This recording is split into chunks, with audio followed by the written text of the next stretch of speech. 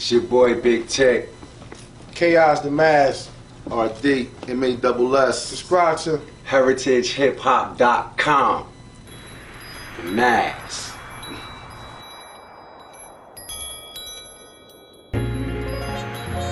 Yes, M.A.S.S. What's up? Everybody out here, Yeah. y'all don't think y'all understand what I got in the room. See, when hip hop was made, hip hop came out of gang violence, and it came to bring the people together. And togetherness seems to be the lost element in hip hop. So when you get people who are collective power, a force of nature, you gotta celebrate them. Right here, introduce yourselves to the people. Big Tech. What's up? Just killing all opponents swiftly. K.O.A.S. Yo, this R.D. Now together they are. M.A.S.S. Confuzion, I mean. Now, M.A.S.S. Yes, sir. Now let's talk about that because y'all are amazing. And I don't say amazing because Appreciate it's that. not I love your music and all that stuff, because that's what riders do. We're going to talk real life right here. Mass confusion is the element in which a people lose their consciousness and become a force of nature. So mass confusion as a group is nature personified as skill, heart, and dexterity, personality, toughness. How do you bring that across in your music? By just being real, speaking about our lives, you know, speaking for myself, everything I write, you know, I lived it. So I think people with, you know, with the new age now, and everybody likes drama. So, you know, my life is full of that. So I know how to entertain people with my life story. And, you know, speaking for my big bros right here, it's just like reality rap. Everything we do, we try to come off with a message. We try to come off with our personalities. You know, we strive to be so different. And we just stick to the script when it comes to being original. Yeah, that's hip hop. Hip hop is That's about, hip-hop. it's about originality. Okay. We got a bunch of artists out here, and everybody is almost the same. You know what I mean? And that's not hip hop. Back in the day, we had DOS Effects had their style. Redman had his style. You know Boys what I in the mean? Underground had their style. Yeah, you know what I mean? Latif and them K.O.A.S had had Naughty his and them had style, they yeah, I mean, ways. You know what I so- mean? So It's different elements. yeah, it's hip hop And we ain't knocking nobody, you know. at all. We really don't care. You know, we doing us. We just in our all own we really lane, do. man. Like we Sick. just in our own lane. We ain't not like he said. We ain't knocking nobody. We in our own lane, and that's that, man. The beautiful thing about having your own is nobody can take it from you. Yeah. But the thing is, everybody's crooks when it comes to music, because No somebody doubt. either takes your style or they want to Yeah. take your story. I had a joke with one of my mans would rap, and he was rapping before Loaded Lux came out. And Loaded Lux used to do the mixtapes, and I say, yo man, I would go to him like, yo, how you feeling? How you back? And I'm like, what you mean? I'm like, yo, you got teeth marks in your back. That nigga Loaded Lux bitch your style. How you feeling that? You know what I'm saying? I'll play with him about it, and people will always take. So before people can act like they know who you are, let's tell them who you are. Let's start from the left with my man RD. Tell him your story, man. What made hip hop alive to you and made you want to walk that path? I think that like in the '90s when we was doing hip hop, like that was just our life. That's what we were living. We were everybody were outside getting a couple dollars. Everybody, you know what I mean? At least where I came from, everybody got a couple dollars. Everybody did some kind of music.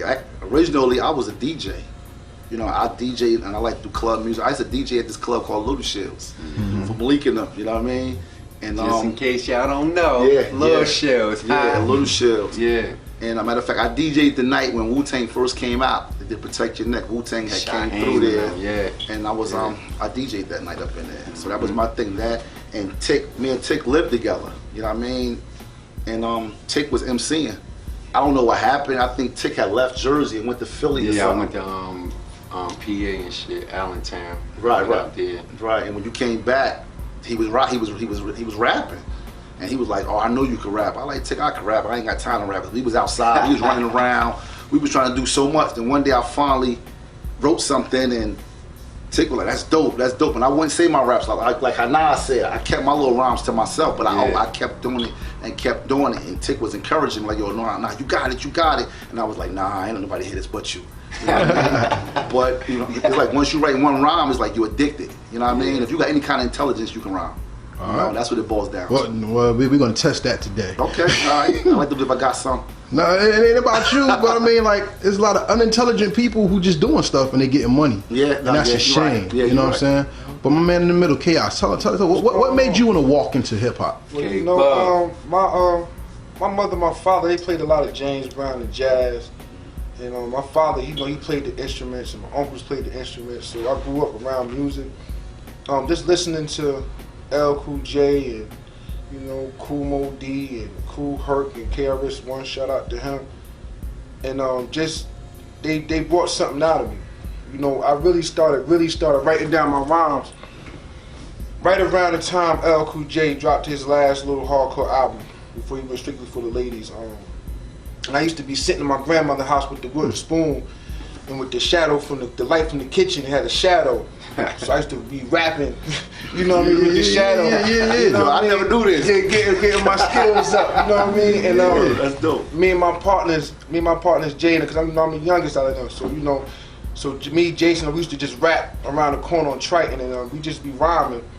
So you know, watching from my neighborhood, Tick had a verse called Looney Tunes. That Tiny Toes rap. Yeah, and when I heard it, I was like, oh yeah, I say, okay, we doing it like that out here now, huh? Mm-hmm. So when he had, I was amped on. I was like, yo, that's dope, and like I know him. Mm-hmm. Like, this was like my first MC, like I knew, you know what I mean? So it just was like, you know what? I'm going in the lab, I'm writing my shit, you know what I mean? So I just start writing my rhymes, and you know, I was younger, so I had to like kind of pave my way into their circle, you know, fussing, just following them and shit like that. But once I got hooked up with them and we all just, you know, formed the M.A.S.S Confuzion, with shout out to Fats, it just was like natural. Like I'm really a natural. I'm happy with hip hop. You know what I'm saying? So I don't have to force myself to do it.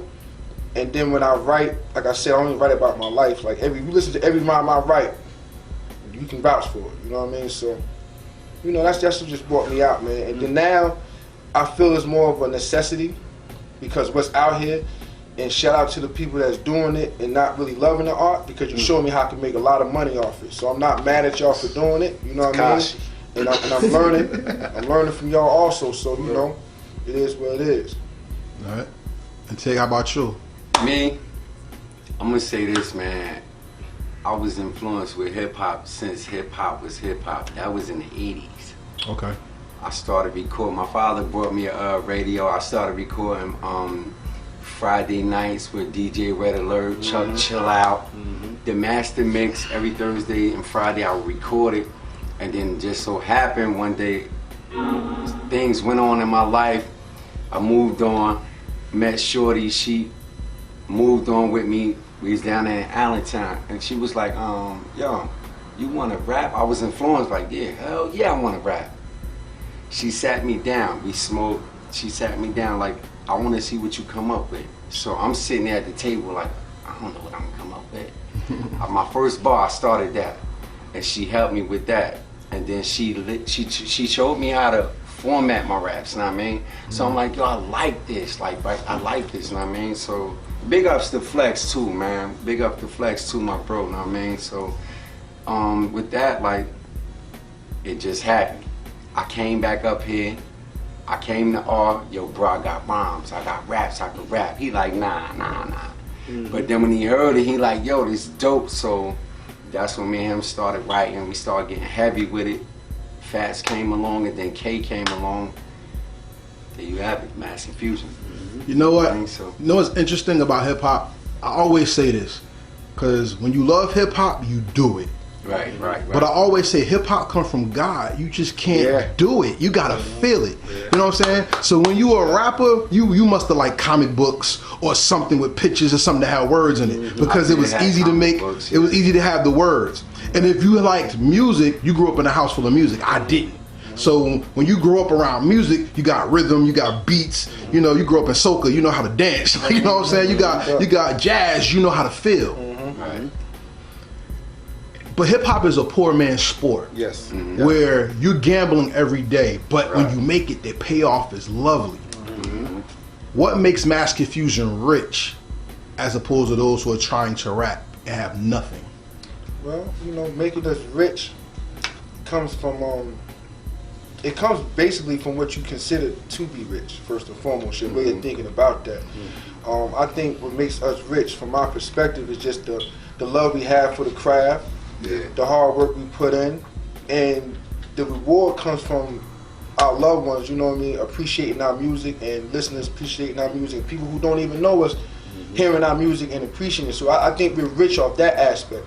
The money aspect of it, you know, financially, is just that, you know, we all work for hours, and we put stuff out and, you know, look for a return, so forth and so on. But the real richness for us is not the money, it's more of the respect level. You know, we are rich with respect, because, you know, we don't really, you know, seclude ourselves with any type of, you know, gang affiliation and things in that nature. You know, we stand on our own, you know what I mean? And no disrespect to those who do what they do, you know, but you know, we from the streets of the old school, and I'm a youngster, so, well, I was a youngster at the time, so I learned the original rules from the original OGs, you know what I'm saying? So I'm like the last Mohegan of that, you know what I mean? So, you know, we just uphold the respect level of ourselves, to where when we're off stage, we're the same people that was on stage.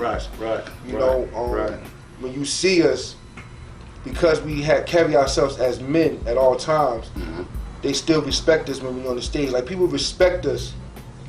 You know what I mean? It's like you know, y'all do this for real, but y'all the same people. But you know something also though? We were like one of the first dudes from the hood that was actually going to the studio putting their music down. You follow me? And it's crazy, like, I had to sit back and reflect and think about that. Like, last night I went out, hung out a little bit, and just what happened that Leno popped up, Broadway Blake popped up, Swerve popped up, Hazy, Rue popped, like, they all like, and it's crazy because Hazy was like, yo, he introduced me to, I guess, this artist or what have you, and he was like, yo, this guy, he said, this RD, this the OG, like, I'm like, so I'm looking at him, I'm like, yo, like, oh, you talking about me? I said, okay, so with that alone, it's like, you know what I mean, we rich when that aspect. Whereas another story, we had went down to Lincoln Park to the festival, and you know, we ain't did music in forever, so you know what I mean, like, we did, you know, we put our work in. So we go down there, and they were like, yo, y'all performing? I was like, nah, but we will. Hold on, we get y'all some backstage passes. We get backstage passes, like, they rolled the carpet out for us. By the end of the night, we performed down there with at the anniversary. Yeah, we on stage with doing them. Like, that's crazy. So I feel we rich on the strength of that. Whereas I go to places, I go to hip hop events, and they be like, nah, walk right through. I'm like, all right, cool. I didn't know I still had it. You know what I'm saying? So with that being said, the work we put in, it definitely paid off. You know, definitely paid off. It's crazy. That too. Heritage. The things that we did back then, it reflects us right now, and they still got love for us now. I mean, so that's ill. I think we just stayed true to the craft. Like, we didn't switch up or none of that. We didn't do what was popular. We never did, actually. We just got the elements like that. I mean, so and I think that's what my bad take. I think that's what really helps a lot of good MCs. You know, like, you look at KRS-One. You know, he sticks to the script. He does him, and you know, even. You know, Digital Underground, when they did the Humpty thing, you know what I'm saying? They just stuck to the script. Like, brothers wasn't scared to try something different. Like, fighting back then was really a no-no. You know? It was just like fighting back in the day. You can get your ass whipped as long as you fought. You still got girls. It's like, you didn't beat them, but you fought back. You know what I'm saying? And then on top of that, you had to have skills. Like, you just can't walk up in there, oh, this, that, and no. You gotta have skills, like, and that's what we had. We had all that, so. But see, that's the thing about M.A.S.S Confuzion that makes me go, because collectively, y'all represent something. But by listening to your music, I got something else. Now, RD, like I said, we talked before the camera, so y'all watching this now, you missed it. Shame on y'all. But we talked about basketball. And you was like, you did some research, because I was asking questions about certain spots and people you played against. When I listen to your style, you have an athletic style. See, your style reflects, for those of y'all who are dated who watching this, if you remember, Jadakiss and AI had commercials.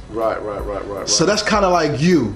You're reflecting action with directive wordplay. Gotcha. Okay. When I hear you, You remind me more of a boxer. Punch, delivery. Punch, delivery. Yeah. So the words reflect the action, yet you gotta pause. Because if you take too much in, you're gonna choke. And if you choke, that means you're not breathing. And without breath, you can't spit or you can't live. So you deliver life lyric. And then Tick, when I listen to you, you are personality given form in lessons. Right. So when you speak, you're not just rhyming, you're actually speaking. And that's where most rappers fail. Because everybody wants to be something they're not and talk a bunch of bullshit, but they're not speaking. Like I mean personally, I'm gonna cut you off. Me personally, like I speak what I lived. I speak what I went through. You know what I mean? So I don't just spit things just to be spitting. I tell it like it is. And if you feeling it, that's what it is. If not, then I could take criticism or whatever. But a lot of people can't do that. But see, no, the only criticism a person can have when it comes to someone's gift is, I'm not you, so I can't hear it. Right, so right, either you give it to me in a way I could understand, or it's not for me. Right, right. Like, I have an issue with music. I think a lot of music is bullshit, personally. And I think all genres are crap. I really don't. You have to really be somebody special to stand out. Because anybody can rap. You know what I'm saying? Yeah. Rapping is just putting words together. Right. But to spit takes technique, skill, and art. Yes, sir. You see what I'm saying? And like even like today, people get excited over awards, right? All right, y'all spiritual men? Yes, yeah. We Muslim. Okay. So as a Muslim man, you know that peace and connection with the Most High is the way to get to heaven. It's the inner peace and the peace that you show your brethren. Okay. Some people in spiritual life show their peace in music. Okay. Is the competition spiritual? Yes.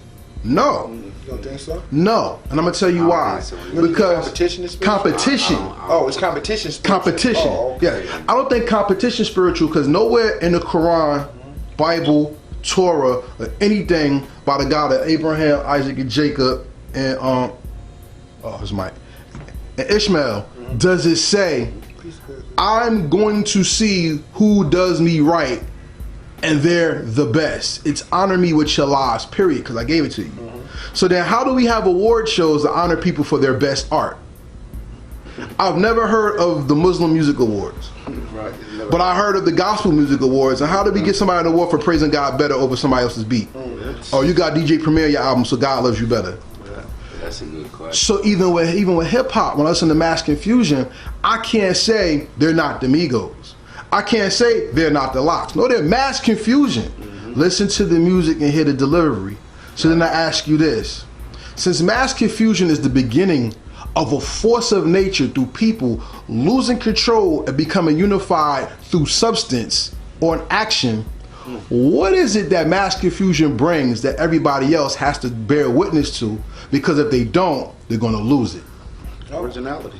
That's it. Yeah, I was about to say Originality. originality. Courage, talent, raw talent, all the above. And just loving it and loving what you do. Loving the craft. And being yourself. See, what happens is we expose ourselves through our lyrics. You got, yeah. You know, so you have to be brave and have to show a lot of courage to put your life for the public to see. You got cats in every lane. But our lane is something different. Our lane is not like nothing else. We just got our own swag with it. You know what I mean? So Because there's only one me. There's only one artist, only one Tick.